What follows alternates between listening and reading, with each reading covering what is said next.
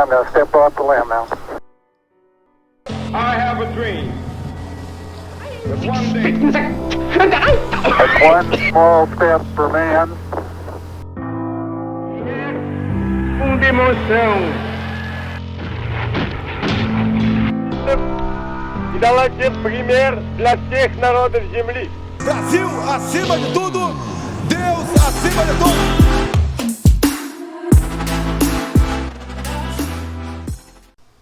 E aí galera, professor Diego Matos aqui, mais uma aula de história para vocês pelo Instituto IMM. E hoje nós vamos dar continuidade aí para o nosso estudo da vida polêmica.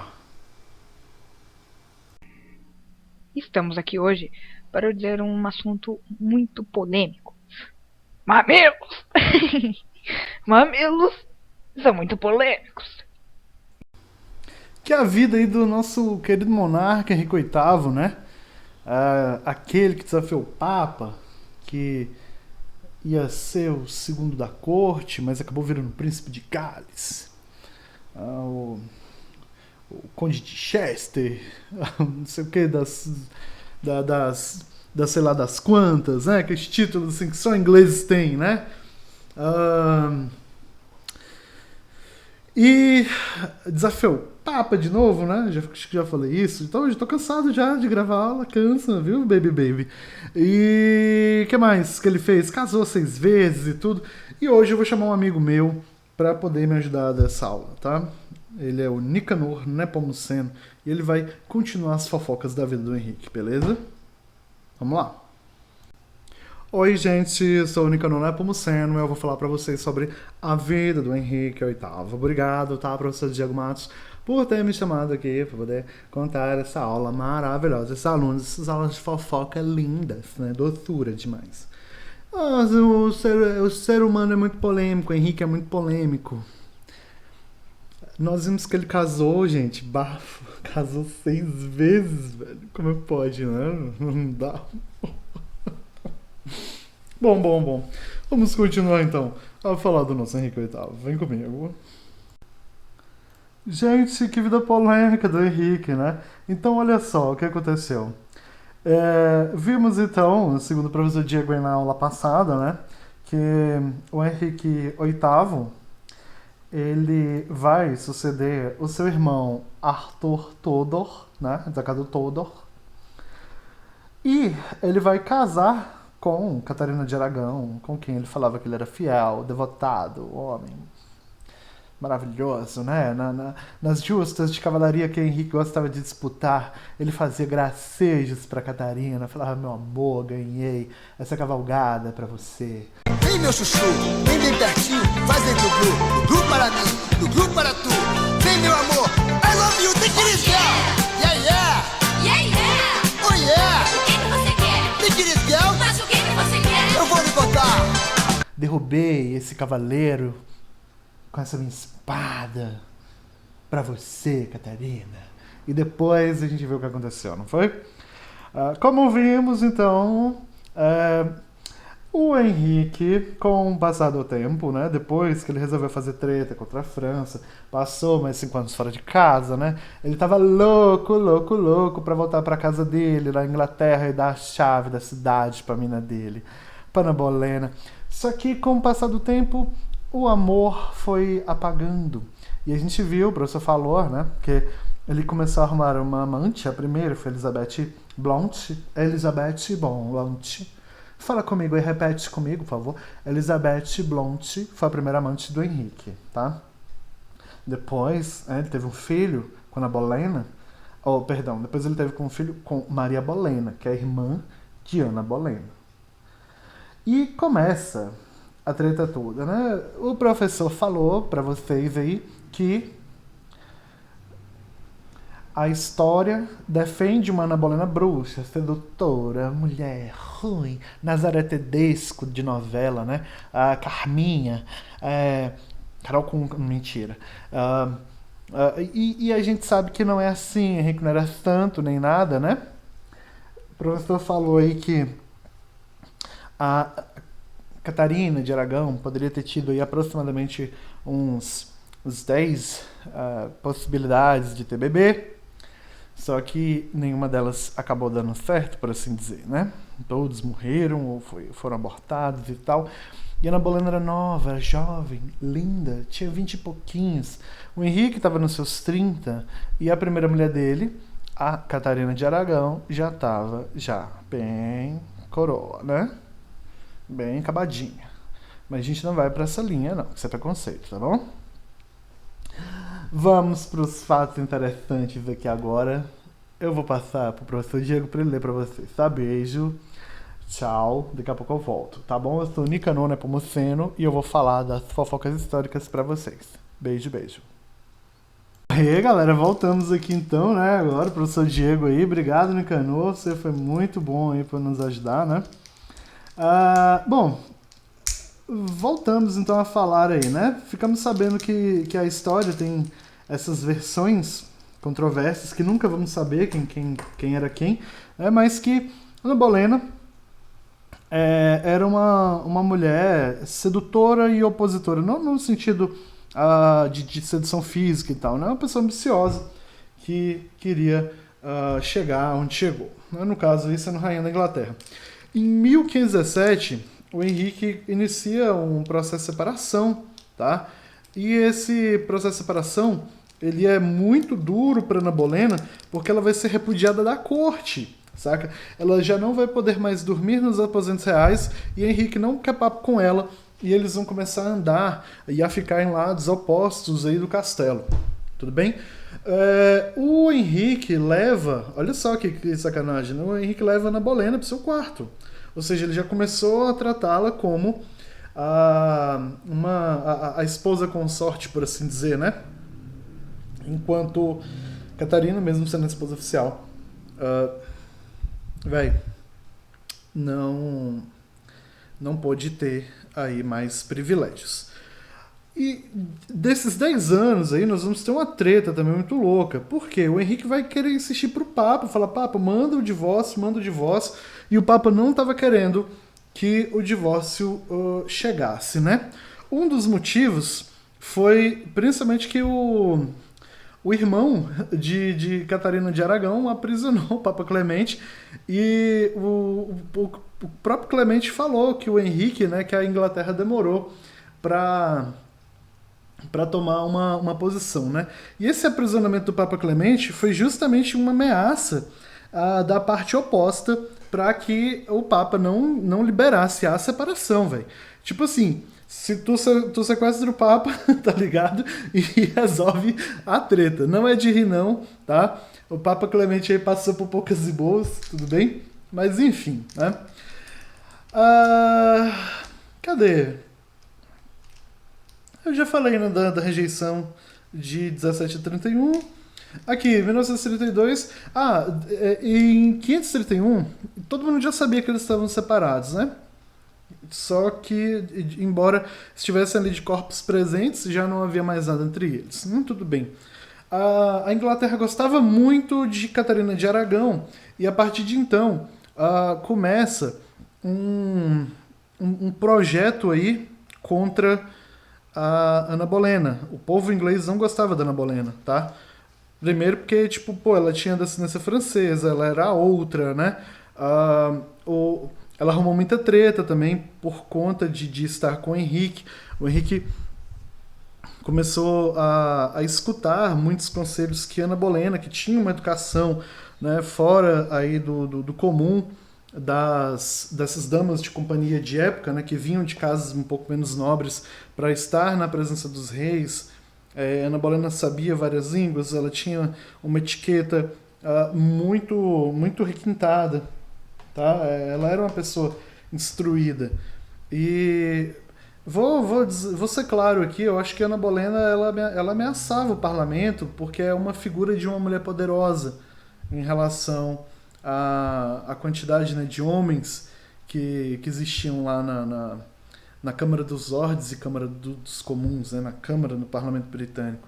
A Ana Bolena era uma ameaça, sim. Tá? E o que vai se desenrolar, mano, é muito louco a partir de agora. Por quê? O Papa não vai mandar carta de divórcio nenhuma. O que acontece? o Henrique, ele se declara juntamente com os puritanos, juntamente com o pessoal da Reforma Protestante, os apoiadores reformistas aí, ele declara que o segundo estado, que é formado pela nobreza, é superior ao primeiro estado, que é formado pelo clero. Ele inverte as ordens. Ele fala, o meu poder real, tá, foi instituído por Deus e o meu poder é superior ao do Papa e ao da Igreja. Isso é muito sério. Tá? E é a partir daí que nós temos todas as bases para a formação da Igreja Anglicana, né, da nova religião. Eles já começaram em 1532, eles já têm uma liberdade de interpretação de escrituras e nós já vamos ter uma mudança nítida do catolicismo para o início aí do anglicanismo. Tá? E no mesmo ano, em 1532, Ana Bolena casa-se com Henrique, ok? Numa cerimônia bastante discreta, certo? Ele manda Catarina de Aragão embora, ele a repudia por completo, né? Já não tem mais nada com ela. Impede, inclusive, que Catarina veja seus filhos, ele é muito grosseiro em relação a isso. E Ana Bolena, ela vai engravidar, dando uma esperança para Henrique de ter um filho homem, né? Ana Bolena estava grávida de Henrique. O que acontece? Em 1533 nasce uma menina chamada de Elizabeth I, que vai ser a rainha Elizabeth Cabulosona, né, que a gente conhece, tá? E em 1534 nós vamos ter aí a formação, então, a consolidação da Igreja Anglicana, né, com um ato de supremacia para a Igreja Inglesa, ou seja, o Henrique, indignado com a contra-resposta, né, do Papa, obviamente também eu ia ficar meio puto, né, eu ia ficar meio chateadinho, porque se eu fosse um Papa e eu fosse sequestrado por conta de uma questão de casamento, velho, olha a treta, velho, que os caras ingleses fazem, né? Ia ser muito ruim. Bom, esse ato de supremacia para a Igreja Inglesa, ele vai ser um ato de rebeldia muito grande, porque a partir de então, o Henrique ele vai tomar as posses das terras da Igreja Católica e vai distribuir entre os protestantes, né, do parlamento, ok? Ele não vai deixar mais ter uma influência direta aí do papado para o seu reino. Isso é muito louco, tá? Ele se empodera dos territórios da Igreja. Ele faz também os bancos, né, do Vaticano, que já existia um Banco do Vaticano, ele pega o dinheiro do Banco do Vaticano, que estava lá na Inglaterra, e o bicho é muito louco, velho. Ele vai deixar o Papa pistolado, beleza? Bom, pouco tempo depois de casado com Ana Bolena, o Henrique afirmou aí que já tinha, digamos assim, perdido o brilho, né? Como eu falei pra vocês, o Henrique afirmou que Ana Bolena era uma bruxa e que não sabia como é que ela tinha chegado naquele lugar, né? Naquela posição aí como rainha da Inglaterra. E isso é muito sério, porque o humor de Ana Bolena virou drasticamente, né? Obviamente isso aí são relatos machistas da história, como eu falei pra vocês, né? Que a gente tem que tomar cuidado com o que leu, mas assim, os relatos foram de que Ana Bolena ela havia mudado completamente o seu comportamento depois que assumiu o trono inglês, tá? Henrique já era um quarentão aí, e ela ainda era uma novinha no grau, né, por assim dizer. Henrique estava de olho já em Jane Seymour, que também era aí descendente dos ingleses, né? Que tinha um comportamento e um estilo completamente diferente de Ana Bolena. O que rolou?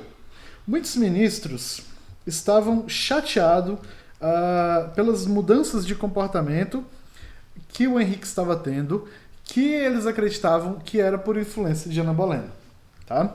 Bom, não se sabe até onde isso é verdade, mas Ana Bolena foi acusada de praticar prevaricagem, de praticar tipo uma orgia, tá ligado? Com mais 5 ministros do parlamento de Henrique. Todos eles foram, inclusive a Ana, tiveram suas penas aí de morte decretadas, ok? Isso é muito sério, tá? E no final das contas, o Henrique matou sua própria esposa, que tanto lutou aí, fazendo a divisão da Igreja Católica, trocas de bispos e ministros também, né? Se a gente for... A gente não tem muito tempo para falar profundamente desses assuntos, mas o Henrique trocou vários ministros aí, inclusive o Thomas More, tá?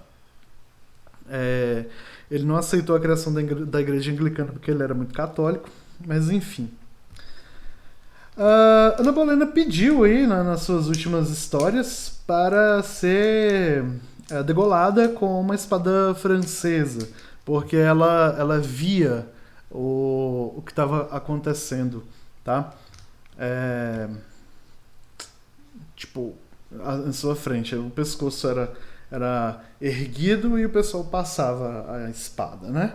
Ao contrário do carrasco britânico, que tinha que abaixar a cabeça num toquinho pro cara acertar o pescoço e a pessoa ficava olhando pro chão, né? Então ela morreu aí do jeito francês. Dizem as más línguas que sua filha Elizabeth, ainda bebê, viu a morte da mãe. Henrique não perdeu tempo, menos de uma semana depois da morte de Ana Bolena, ele se casa secretamente com Jane Seymour, então ele já estava rolando aí umas traições. Henrique é um cara muito complicado, né? E é isso, vamos seguir. Pois é, galera, acrescentei mais coisas aqui no slide, tá? Vamos lá. Eu coloquei... Me desculpa, segunda, eu coloquei Ana Bolete. Agora que eu tô vendo. Me perdoem, tá? A Ana Bolena teve um outro filho com o Henrique, né? Em 1535. Em 9 de maio ela morre executada, né? Ana Bolena e mais 5 membros da corte, como a gente falou, foram acusados aí de adultério, de orgias, etc. Não conseguiram nunca provar nada. A acusação de bruxa foi retirada dela, tá? 1536, Jane Seymour, tá? Em 12 de outubro, dá a luz a Eduardo. E Eduardo vai ser o primeiro filho homem que vai durar um pouco mais aí, tá? Na história do Henrique. Beleza? Então, Eduardo I. Só que pouco tempo depois que o Eduardo I nasceu, a Jane Seymour morre por septicemia, uma espécie de intoxicação aí dos rins, tá? E o Henrique vai fazer o Ultra Master velório dela, e por incrível que pareça ele vai pedir para quando ele morrer, ele ser sepultado junto com Jane Seymour, tá? Bom, pouco tempo depois, tá? Em 1536, o Norte ele vai se levantar contra o Henrique VIII, né? Por conta das reformas aí na igreja e por conta dos confiscos que ele havia feito. A situação financeira de Henrique estava bem complicada, né? Então isso também justifica o fato dele começar a fazer esses saques aí à Igreja Católica. O Henrique, ele vê que ele não está tendo muitos exércitos e ele acaba apaziguando, falando, não, se o problema for religião, a gente senta e conversa. E depois que os exércitos haviam voltado para suas respectivas terras, né, que os nobres estavam marcando um horário com o Henrique mandou assassinos, tá, matar um por um dos líderes da rebelião, e a partir daquele momento o povo ficou com medo do Henrique. Aí, sem dúvida alguma, foi a vez que deixou de amá-lo, né? Por conta desse problema aí, tá? Na próxima aula a gente fala sobre o próximo casamento de Henrique aí com Ana de Cleves, tá? De 23 anos. E vamos pro dever de casa. Vem comigo.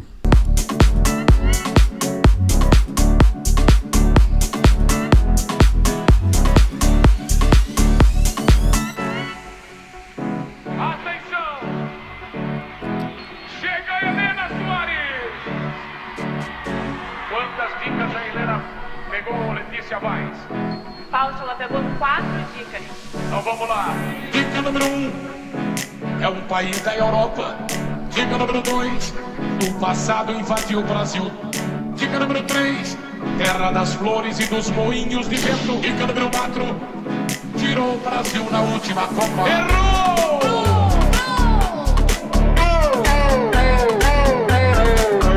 Ninguém acertou!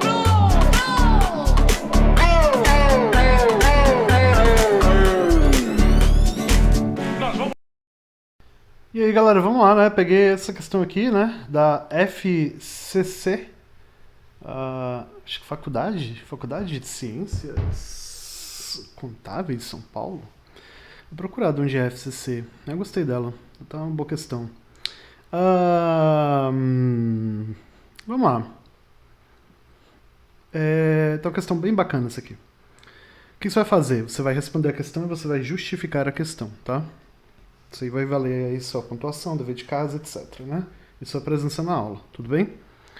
Olha só. FCC, São Paulo. O ato de supremacia, promulgado por Henrique VIII na Inglaterra, contribuiu para 1. Divulgar intensamente a doutrina calvinista no país, sobretudo na região da Escócia. Né? 2. Iniciar a expansão externa, formando assim as bases do Império Colonial Inglês. 3. Promover a reforma anglicana, ao mesmo tempo que contribuiu para a centralização do governo. 4. Implantar o catolicismo no reino, o que foi acompanhado de repressão aos reformistas. E 5. Restaurar os antigos direitos feudais que foram limitados pela Magna Carta. Olha, facinha a questão, dada de graça aí pra vocês. E para pra pensar, se você conseguir responder essas questões, você tá pronto para fazer exames aí bem conceituados, elaborados de história, tá? Vou ficando por aqui. Quero que fiquem bem. Cuidem-se, cuidem dos seus, dos outros, bom? Beijo do gordo, fiquem com Deus e tchau.